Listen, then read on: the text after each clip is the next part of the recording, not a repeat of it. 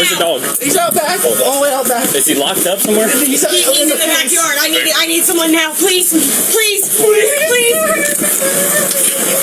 Be careful. 6-month-old Royal Wayne Jackson Bates never had a chance. On April 28, 2024, inside his family's home in Marion, Ohio, tragedy struck. Royal was left in the care of his 8-year-old sister when the family's pit bull mix, Kilo, lunged. The dog clamped down on Royal's head, biting into his tiny skull. A wound so devastating it cost him his life. His parents, Bates and Alyssa Smith, now face charges of reckless homicide and involuntary manslaughter. What you're about to hear is the raw, unfiltered reality of that day. The body cam footage capturing the aftermath of a baby's final moments and the beginning of a case that would tear a family apart. Police officers and EMT arrived at the scene and ran to the porch where baby Royal lay, and the mother, Alyssa Smith, is trying to save him. Where's the dog? He's out back. All the way out back. Is he locked up somewhere? He's in the backyard. I need someone now. Please. Be careful. Right there. Hold on. I need my phone. Underneath it. Thank you. Coming up. Yes. Thank you.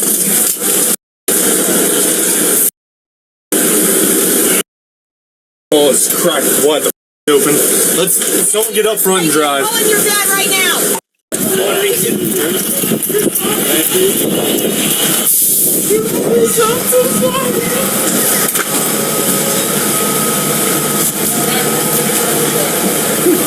I go. Where's my son? Here.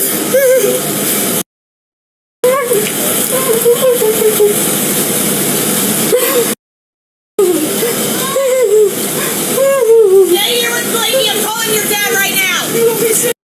Okay? Yes. Can I come in, please? Hey. I'm sorry. I just want to. Do you have a car? I can take you out there. Oh, yeah. I can take you if you don't have a car. You're clear. You just drive me into it. Okay. I'll take care of it.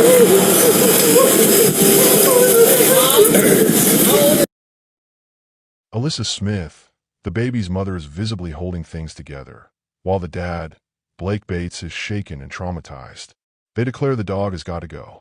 Kilo had to go.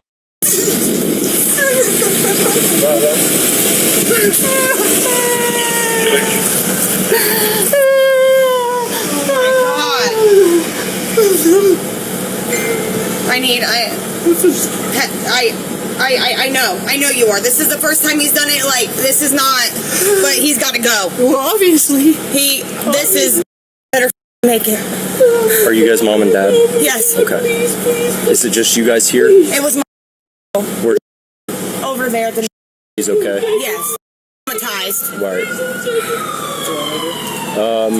We're gonna take pictures, but Hello, I need you at my house now. if you want to start that, I'm just trying to be easy. That it's not good.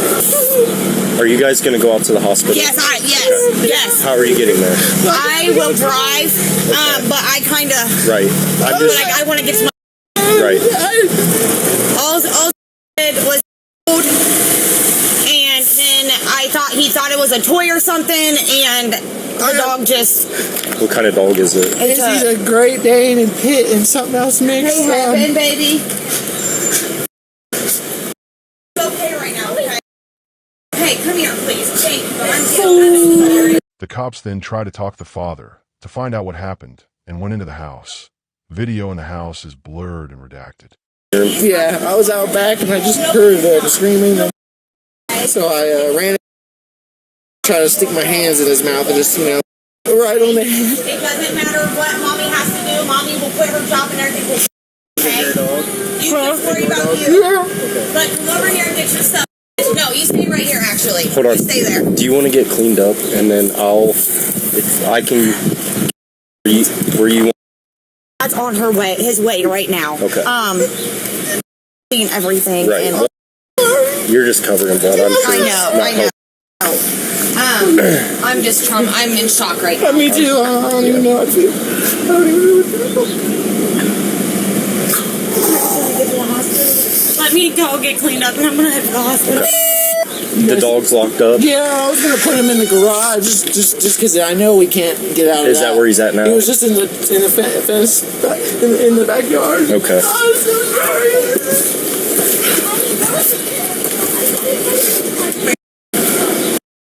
Come here, baby. Can I just see like what happened?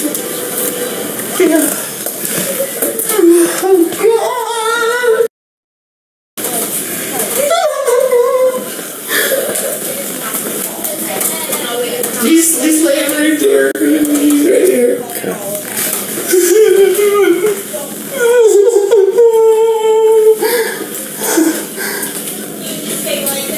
Another officer joins in and get briefed of what had just happened. He must have. They got a hold of the dog. He pried the dog's mouth off of it. And then I think they were holding him running around with him. Where's the dog? In the back on the porch. He's a brindle pit bull looking dog. Hit blood all over his mouth. Should I try to look at the dog? If you want to go out, just look out the back. Yeah, that, or look out the back sliding glass door. Alyssa Smith now gets ready to go to the hospital. You can see her consoling her husband and saying she did everything she could. You got everything? I love you. I'm updated, okay? The dogs are in the cage. Miracle is just downstairs. They tried to even help. They tried to attack Kilo too. I know. What do you want me to do? I want to go. I know. You guys stay here with them for a minute. I'm gonna get a hold of your mom to see if they can call. I'm gonna get there as soon as I can so I can make. If you want to get cleaned up, man, I'll give you a ride if you need one. It's okay. It's okay. It's all right. You're okay. We just gotta take. This is still alive. He's talking to me and everything. So. I know. It's okay, bub. I did everything I could. I did CPR.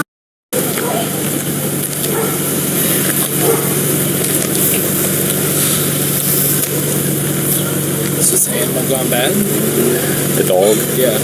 Yeah, the brindle Right, pit bull mix. Give me 11, please. Apparently, and come here, I gotta they go. think that the toy, essentially. It's horrible, so. What are we thinking? The chances? I couldn't tell you, but he's still alive. But I mean, there's. Keep. Yeah. Please. Yeah. Thank you. I'm so sorry. Yeah. Just let me know. I'm sorry. Just go. Stop apologizing. Just go. Just go.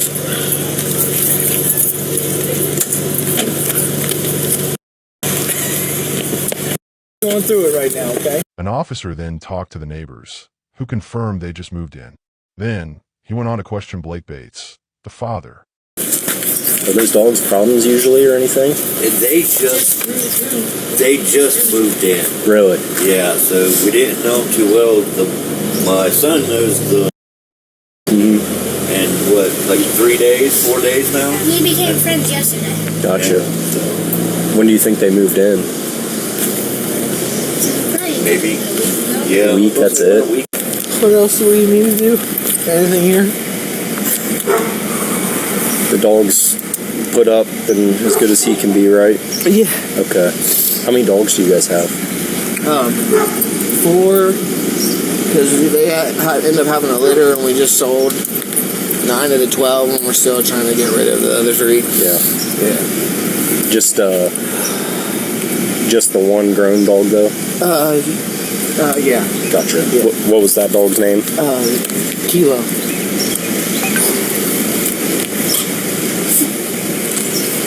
What's your name? Blake Last name? Bates. At the hospital, the doctors announced that the baby did not make it. His skull was ripped apart by Kilo the dog. First of all, we're so sorry for your loss. So I have mom and dad. Who else do I have in here? Grandma. Great grandma. Okay, great grandma. Okay, perfect. Okay, her dad. Grandpa and grandma's out there. Okay. So I've been told what's happened from the PD and the squad. It's obviously an accident, a horrific accident. What's going to happen at this point is we do have to send autopsy. Yeah. And that's a legal thing because he's under a year old. Right. If you have made it to this point, then you must enjoy this video. And that tells me something. You love true crime. You love the raw, unfiltered stories that expose the dark side of human choices and the tragedies that follow. On this channel, that's exactly what I bring you. Real stories, real cases, no fiction, no fluff.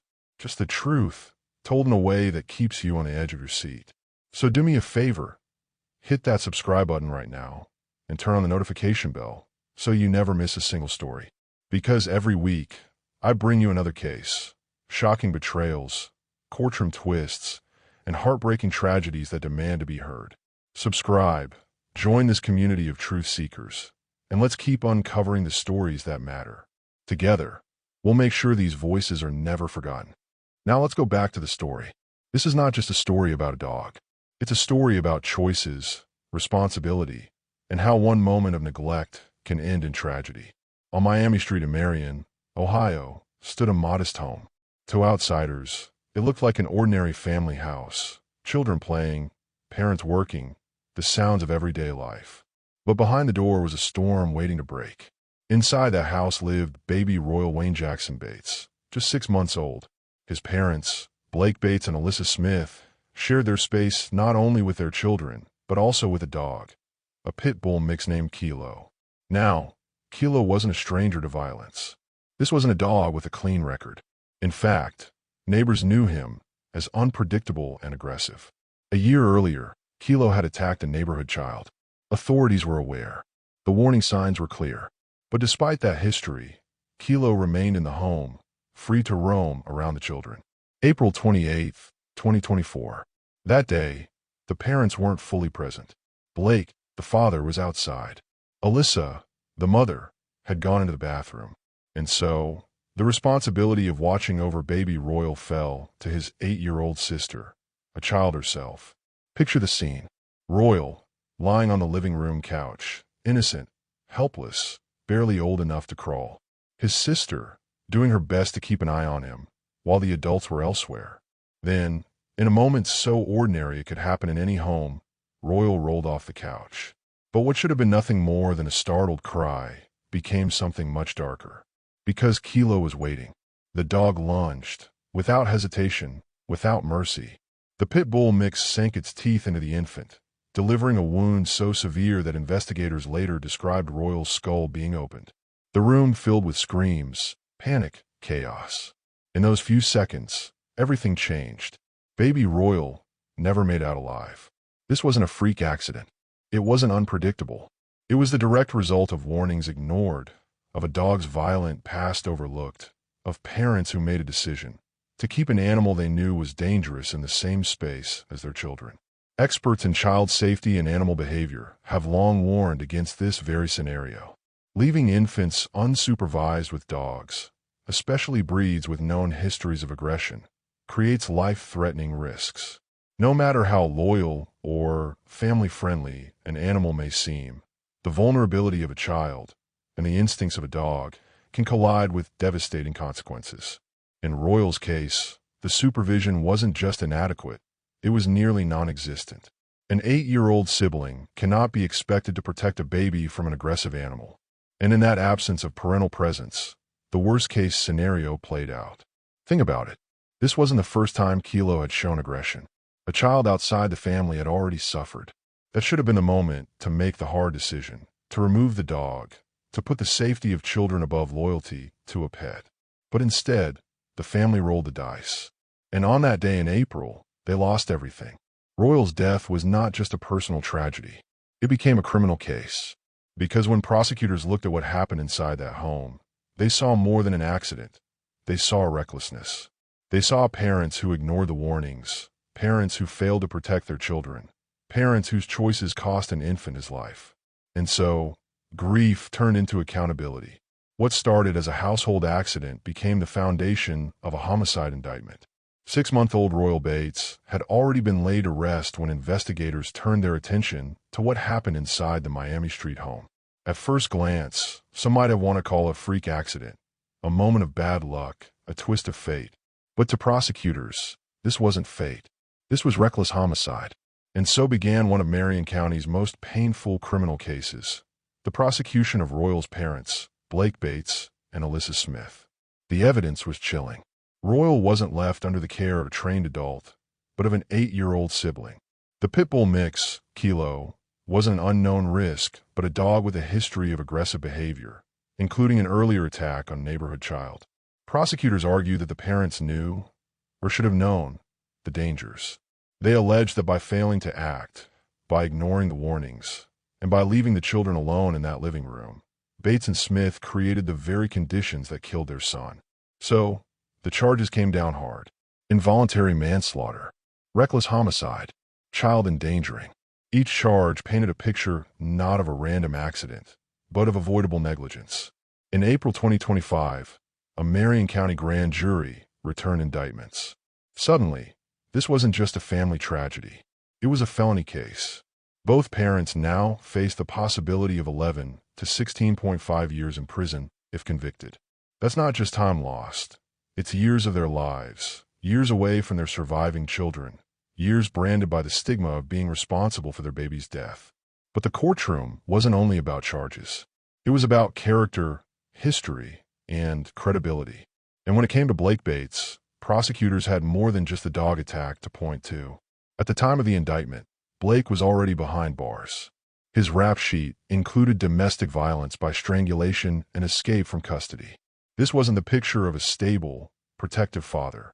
To the prosecution, it was a man with a violent past who failed in the most basic duty of parenthood, to keep his children safe. His bond was set at $100,000. For Alyssa Smith, her bond was $50,000. Different numbers, but both carried the same weight. A community demanding accountability. Cases like this raise critical questions about parental responsibility. When does an accident stop being an accident and start being a crime? Prosecutors look for patterns, prior warnings, prior dangers, and whether the tragedy could have been prevented with ordinary care. The law doesn't expect parents to predict every danger in the world, but it does expect them to act when clear risks are present. And in Marion County, the presence of an aggressive pit bull mix around small children was a risk that could not be ignored. Experts say this case is a textbook example of reckless conduct, where individuals consciously disregard a known risk, resulting in harm. And in Ohio, reckless homicide is not just negligence. It is criminal. The courtroom proceedings stripped away the last illusions of innocence. This was no longer about Kilo alone. This was about choices. The choice to keep the dog after a prior attack. The choice to leave Royal in the care of a child. The choice to ignore every red flag waving before them. Royal's death became the evidence, and the parents' silence became the indictment. But the case didn't just pit prosecutors against the parents. It began to pit the parents against each other. Because in the months that followed, a shocking twist would emerge. Alyssa Smith, once charged alongside Blake, would step forward with a stunning decision to testify against him. And with that, the fragile unity between grieving mother and father shattered, setting the stage for betrayal in the courtroom, and a fight for survival on both sides of the aisle. Narration begins. When 6-month-old Royal Bates died, his parents were charged together. Their names, once linked in grief, appeared side by side on the indictment. Involuntary manslaughter, reckless homicide, child endangering. But as the case unfolded, the bond between Blake Bates and Alyssa Smith began to fracture. Prosecutors revealed that Alyssa had struck a deal. She would testify against Blake, offering her words as evidence to strengthen the state's case. In an instant, the story of a family tragedy turned into a tale of betrayal in the courtroom. For Alyssa Smith, testifying meant survival. By cooperating, she opened the door to a lighter sentence, perhaps even leniency. Prosecutors often rely on such deals in complex cases, turning one defendant into a witness to build the strongest possible case against the other. But beyond strategy, her decision carried a powerful symbolism. It suggested that Alyssa herself believed Blake bore greater blame, that his decisions, his absence, and his violent past made him more culpable in the eyes of the law. For Blake Bates, the betrayal cut deep. Already facing unrelated charges of strangulation and escape from custody, He was painted not only as a negligent father, but as a man with a history of violence. Now, with his partner testifying against him, his defense grew weaker by the day. What chance does a defendant have when even the mother of his child is prepared to stand before the jury and say, "This man is responsible"? This development highlights an important truth about criminal justice. In many cases, the state doesn't just need evidence, it needs insiders. When co-defendants turn on each other, the courtroom shifts. One voice becomes a weapon for the prosecution, and the other is left scrambling to defend itself. It's a strategy rooted in practicality. Testimony from someone inside the home, someone who lived through the moments leading up to the tragedy, carries a weight that police reports and forensic evidence often cannot. And so, Alyssa Smith's testimony transformed the case. No longer were they grieving parents united in sorrow. They were adversaries.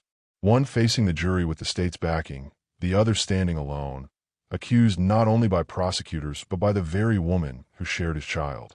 For the community of Marion, the spectacle was heartbreaking. What began as a tragedy of a baby killed by a family dog had spiraled into a courtroom drama of betrayal, guilt, and shattered trust. In the end, the life of baby Royal became the centerpiece of a painful legal battle. His short time on earth was marked by innocence, but his death exposed the cost of neglect, the weight of choices, and the devastating truth that sometimes justice demands a family be torn apart. Alyssa against Blake, mother against father, all for the memory of the child they lost.